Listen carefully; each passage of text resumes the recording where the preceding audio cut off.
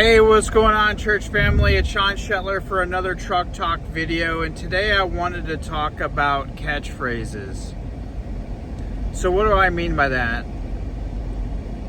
Well, the Apostle Paul had written several what I would call hymns in Colossians and Philippians, and you could also say in 1 Corinthians and in Romans.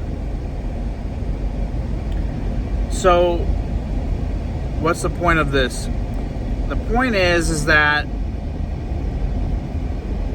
in the first century, a lot of the letters were read in its entirety, and they were passed around and shared, and there was that oral tradition.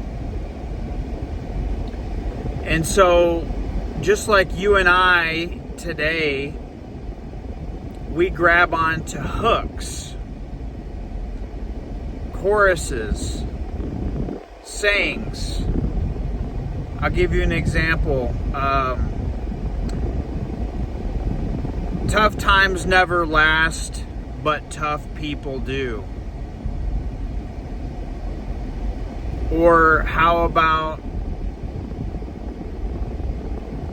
just look at John Piper's book, Desiring God, the Christian Hedonist.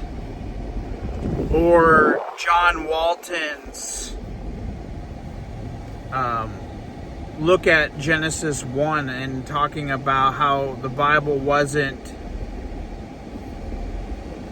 written to us, but it was written for us. So these are catchphrases. And so I would surmise that, or assert that, Paul, the Apostle Paul, probably took these catchphrases and put them in his proverbial file folder.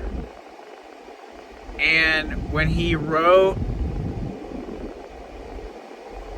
Philippians and Colossians, and he was in prison under great pressure, he had collected different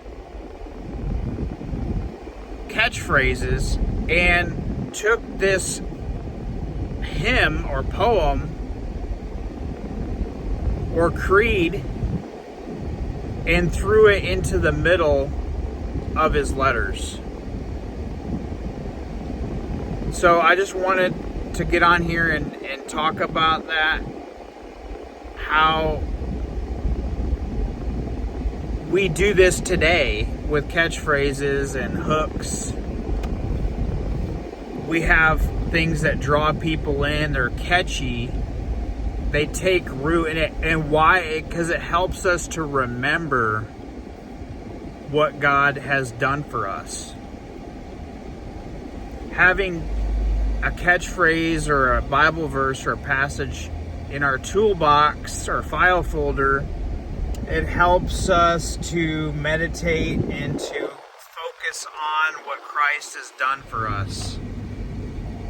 And so I think that Paul, when he was in that position, he utilized it as an opportunity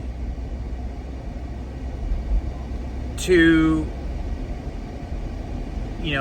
put in the letter something that he had already stowed away into his file cabinet, and obviously was inspired by the Holy Spirit.